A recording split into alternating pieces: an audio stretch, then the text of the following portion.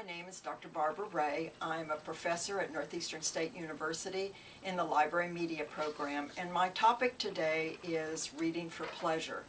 I really feel strongly about the need for our students to be doing more reading, and the reading for pleasure needs to be something that is not tied to school, even though we may do it within the school.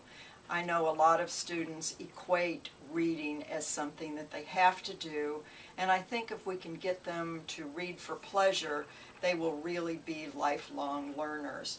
One way that you can incorporate the introduction of books is to do reader's theater. It helps to have a script, and if you will use a marker to designate who's reading in the script, you begin with the narrator, and the narrator starts with setting the book up, giving the author and the title and maybe the genre as well as the time period.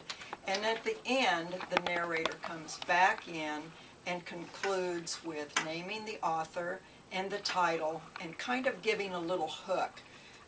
If you want to find out whether Pete lives or dies, you need to read, or if you'd like to know whether mom and dad return, you need to read, just something to give them a hook.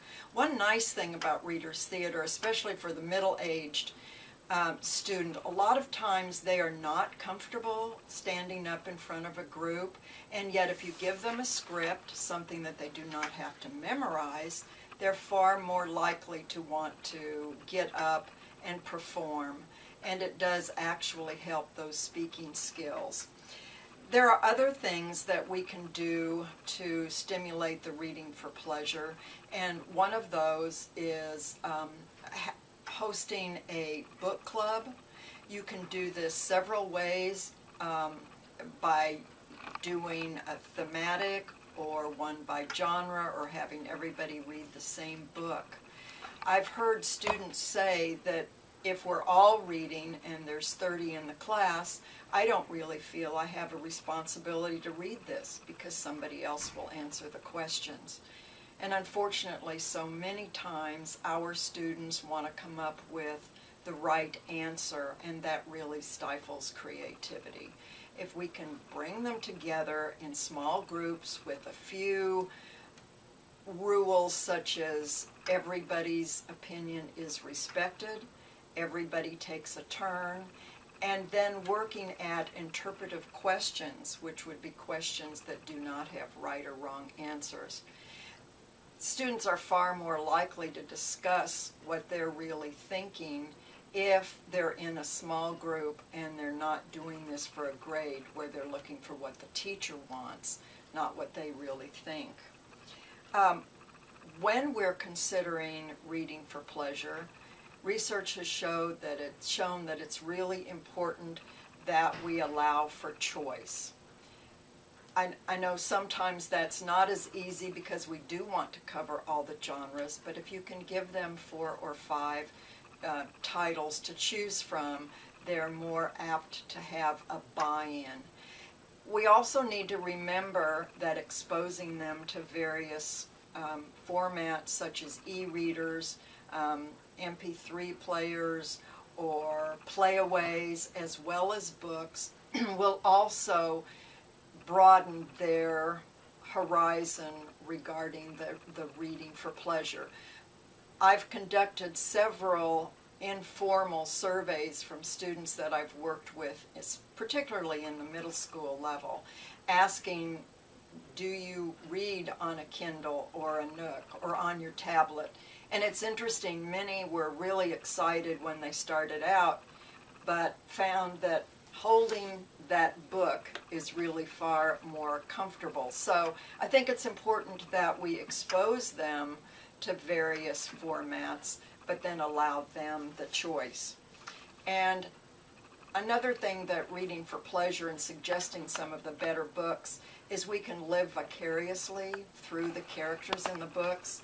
In Blindsided by Priscilla Cummings, we learn how it feels to lose your sight and what it feels like to walk down the street when you hear the noises, but you have no idea how you are going to get from your residence to the store. We also have a lot of children that are either in foster care, and it's not always easy for teachers to realize what they're going through. We don't know our students as well as we think we do. One for the Murphys by Linda Mully Hunt is wonderful because a young girl is put in a foster home that really does love her even though she feels she's unlovable. We can always get new understandings if we're looking at historical fiction. Fire from the Rock by Sharon Draper is a wonderful look at the Little Rock problems, and we feel how strongly both sides felt in integrating schools. And we all have some flaw that we're really not too proud of. Skinny shows you what it's like when somebody is terribly overweight and what they're willing to go through. We also learn in Skinny that sometimes your best and true friends are those who stay with you, not those that sparkle. So I would like to really encourage you to do literacy evenings or book clubs or readers theater with your students. Hopefully they will find reading for pleasure is not exactly homework, and you can learn a lot about your students as you explore books.